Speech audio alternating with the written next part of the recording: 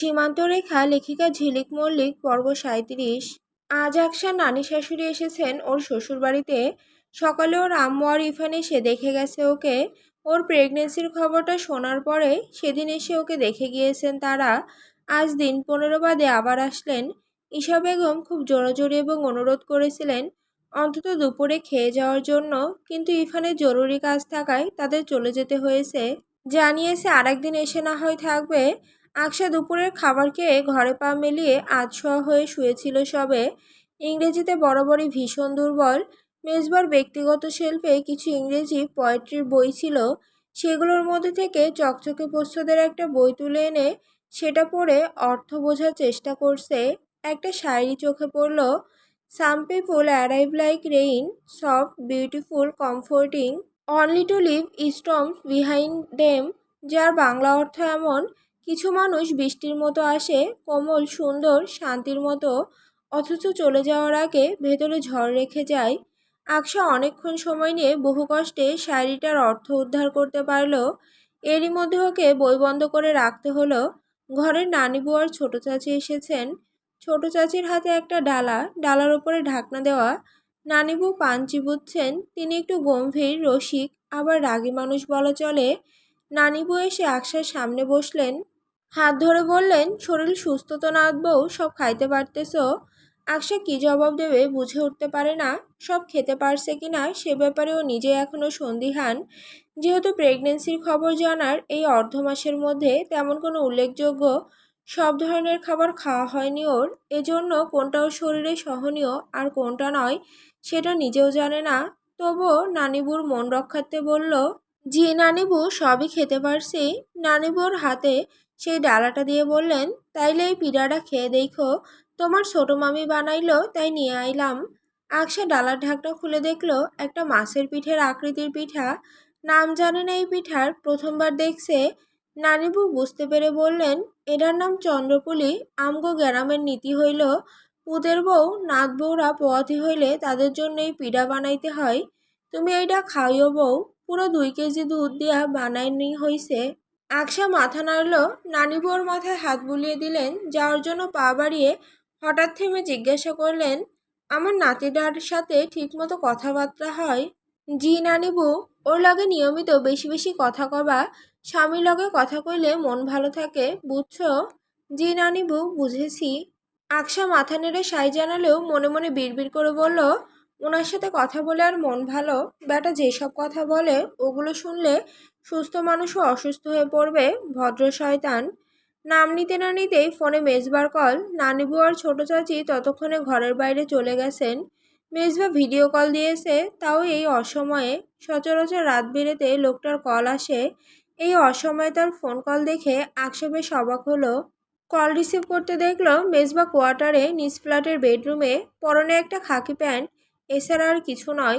গায়ে কিছুই নেই। নিত্যদিনের ব্যায়াম করে কয়েক কিলোমিটার দৌড়ে তৈরি করা শরীরটা স্পষ্ট উদীয়মান।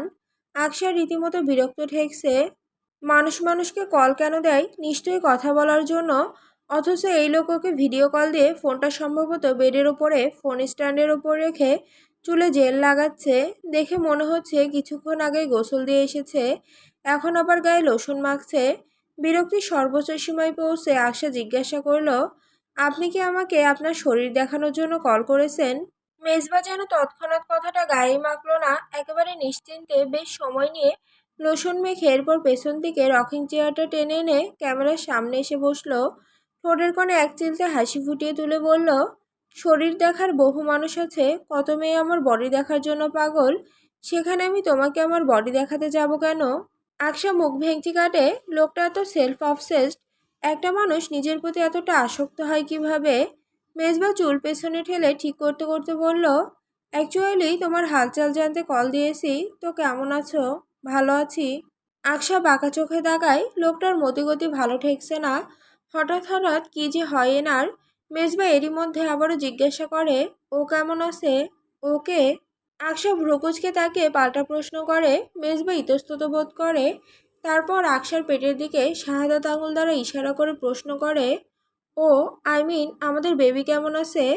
আকশার মেজাজ খারাপ হলো। ও দাঁত চেপে বলল, বেবির বয়স 1 মাসও হয়নি, পরিপক্ক অবস্থায় নয়ও, লাথি ঘুষি কিছুই মারে না, নড়চড়ও করে না। তাহলে আমি কিভাবে জানবো ও কেমন আছে? অসহ্য লোক। আকশার আগে কল কেটে দেয়। ইদানিং যে কি হয়েছে ওর, মেজাজ প্রচণ্ড খিটখিটে থাকে। তার উপর মেজবার অমন আগুনে ঘি ঢালা কথাবার্তা মেজাজ আরও সপ্তমে চড়িয়ে ছাড়ে। রাতের খাবার খেয়ে আকশা ড্রয়িং রুমে কিছু সময় টিভি দেখে 11টা নাগাদ ঘরে শুতে এসেছে। আগে বেশিরভাগ সময় রাত 1টা 1:30 পর্যন্ত ফোনে মুভি সিরিজ দেখে তারপর ঘুমাতো ও। কিন্তু নানিবু আসার পর কড়া নিয়ম করেছেন, পোয়াতি বই নিজেকে নিয়ে সচেতন হতে হবে, বেশি রাত জাগা যাবে না। এ সময় রাত জাগা মা এবং বাচ্চা উভয়ের জন্য ক্ষতিকর। নানিবু যে কদিন থাকবেন আকশার সাথে ওর ঘরে ঘুমাবেন। এ কারণে ঘুম না আসা সত্ত্বেও আকশাকে 11টার মধ্যে বিছানায় এসে শুতে হয়েছে। নানিবু আবার ঘুম কাতুরে মানুষ, বালিশে মাথা রাখার 5 মিনিটের মধ্যেই ঘুমে বিভোর। এদিকে আকশা শুয়ে শুয়ে সিলিং দেখছে। এর মধ্যেই বালিশের পাশে রাখা ফোনের ডিসপ্লের আলো জ্বলে উঠতে ফোনটা হাতে নিয়ে নোটিফিকেশন বারে দেখলো মেজবার মেসেজ। কি মেসেজ দিয়েছে সেটা দেখা যাচ্ছে না। আকশা লক খুলে হোয়াটসঅ্যাপে গেল। একেবারে উপরে মেজবার আইডি। কনভারসেশন বক্সে ঢুকতেই নিচে টেক্সটটা সামনে পড়ল, কল কেটেছো কেন? ফাজলামি করো? রাজশাহী ফিরলে সব ফাজলামি ছুটিয়ে দেব। দূরে আছি বলে যা খুশি করার সাহস পাচ্ছ না? একবার শুধু আসতে দাও। আকশার টাইপিং স্কিল আবার খুব ভালো, বেশ দ্রুতই টাইপিং করতে পারে। ও সেকেন্ড 50-এর মধ্যে রিপ্লাই লিখল, দূরে আছেন যখন দূরেই থাকুন, কাছাকাছি আসার চেষ্টাও বা করছেন কেন? আর আমার ফাজলামিও বা কেন দেখছেন? যা খুশি করব আমি, আপনি নিষেধ করার কেউ না। মেসেজটা ডেলিভার্ড হলো, সিনও হলো, তবে কোনো রিপ্লাই আসলো না। সরাসরি কল আসলো। আকশা একটা ঢোক গিলে কল রিসিভ করলো। কোনো ফর্মাল কথাবার্তা ছাড়াই ফোনের ওপাশ থেকে শোনা গেল, আমি নিষেধ করার কেউ না তাই। হ্যাঁ, কেউ না। কে আপনি? কে আমি? এসে দেখাবো কে আমি। আকশা এই মুহূর্তে হকচকিত হয়, কি জবাব দেবে বুঝতে পারে না। মেজবার কড়া কণ্ঠস্বর শোনা যায় ওপাশ থেকে, তুমি বিকালে কোনো রকম কথাবার্তা ছাড়া আমার কল কেটে দিয়েছো। এটাকে এক প্রকার ইনসাল্ট করা বলে, জানো তো? ওকে ফাইন, এখন তোমাকে এই অপরাধের কি শাস্তি দেব বলো? শাস্তি? কিসের শাস্তি? আমি তো কোনো অন্যায় করিনি। Shut up. আমি যখন বলেছি তার মানে অন্যায় অবশ্যই করেছো। আর এর শাস্তিও তুমি নিশ্চয়ই পাবে। ওকে ডান। তুমি বোধহয় নিজের মন মতো শাস্তি চাচ্ছ না। সুযোগ দিয়েছিলাম, but you are a silly girl. তোমার আসলে আমার দেওয়া সুইট পানিশমেন্ট পছন্দ, তাই না? আকশা কোনো জবাব দেয় না, ফোনের এপাশে চুপ মেরে শুয়ে থাকে। এদিকে নানিবু এপাশ ওপাশ করছেন, কখন জানি জেগে যান। আকশা আছে সেই আতঙ্কে। এর মধ্যে মেজবা বলে উঠল, নাও এখন শাস্তি স্বরূপ 10টা চুমু দাও, কুইক। চুমু? আপনাকে? আমি? তাও আবার 10টা? হ্যাঁ, 10টা। আকশা হতবাক না হয়ে পারে না। মেজবার স্বাভাবিক প্রতিক্রিয়াবিহীন শান্ত কণ্ঠস্বর। আকশা নড়ে চড়ে ধীর গলায় বলে, দিব না চুমু। না দিলে আমি ফিরে এসে যা করব সেটা তুমি ইমাজিনও করতে পারছো না। Should I make you imagine it? না, না।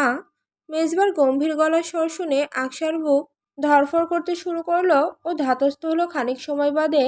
আকশা ফোনটা কানের সাথে আরও খানিকটা চেপে ধরে উৎকণ্ঠা নিয়ে ফিসফিসিয়ে বলল, নানিবু ঘুমাচ্ছে।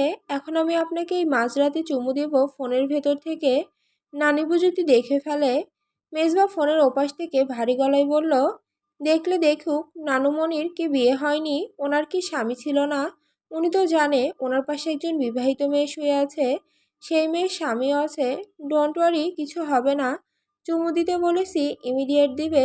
লেট করলে কিন্তু চুমু আরও কতগুণ বাড়িয়ে দিব, শাস্তি আরও কঠিন হবে। অগত্যা বাধ্য হয়ে ফোনের মধ্যে আকশা মেজবাকে চুমু দিতে লাগলো। কি ভয়াবহ টর্চার এটা!